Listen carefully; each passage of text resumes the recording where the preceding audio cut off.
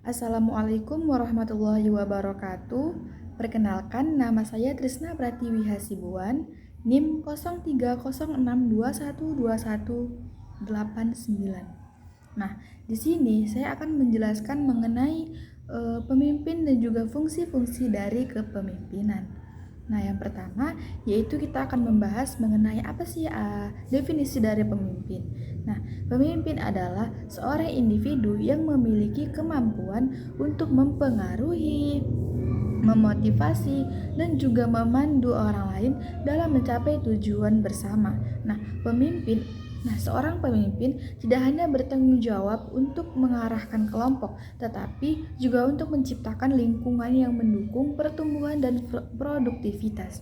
Nah, setelah kita mengetahui apa sih tadi pengertian dari pemimpin, sekarang kita akan memasuki apa saja sih fungsi-fungsi dari kepemimpinan. Nah, kepemimpinan yaitu memiliki beberapa fungsi. Yang pertama yaitu ada fungsi perencanaan, di mana fungsi perencanaan ini nantinya seorang pemimpin bertugas untuk merumuskan tujuan dan juga strategi untuk mencapai tujuan tersebut.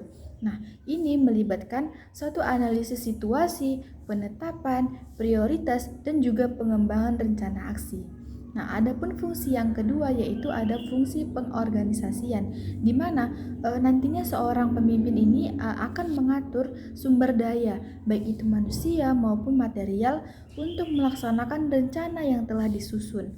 Nah, ini termasuk penempatan tugas, pembagian tanggung jawab, dan pengaturan struktur organisasi.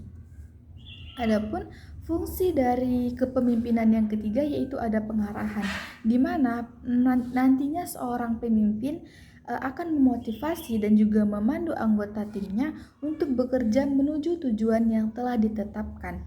Nah, dari fungsi pengarahan ini itu melibatkan komunikasi yang efektif, lalu ada pemberian instruksi, dan juga membangun hubungan yang positif dari pemimpin ke bawahan, baik dari bawahan kepada pemimpin maupun dari bawahan sesama bawahan begitu. Lalu ada fungsi kepemimpinan yang keempat yaitu ada fungsi pengendalian, di mana nantinya pada fungsi ini itu nantinya itu seorang pemimpin harus memantau sejauh mana sih kemajuan dari kelompoknya gitu kan, terhadap tujuan yang telah ditetapkan gitu. Nah kan sebelumnya kan sudah ditetapkan dulu apa sih tujuan yang nantinya akan kita capai begitu kan.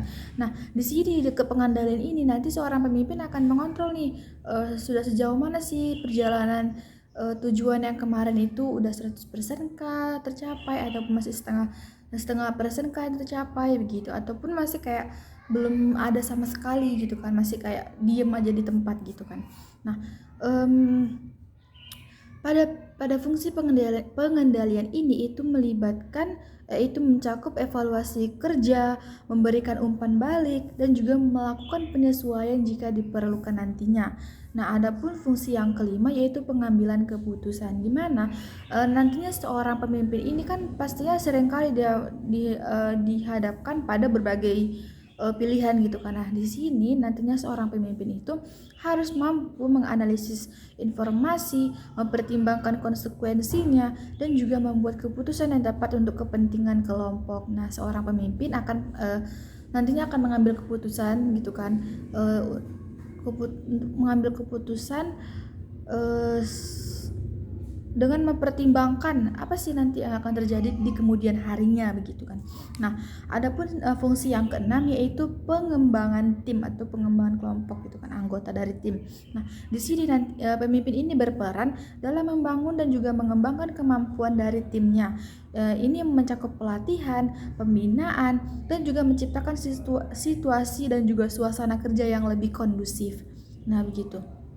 Nah, yang terakhir ada fungsi pengelolaan konflik atau pengelolaan konflik ini kan yang kita sering dengar itu kan permasalahan gitu kan. Nah, jadi nantinya di dalam suatu kelompok itu pastinya kan juga memiliki konflik gitu kan, pasti ada gitu kan.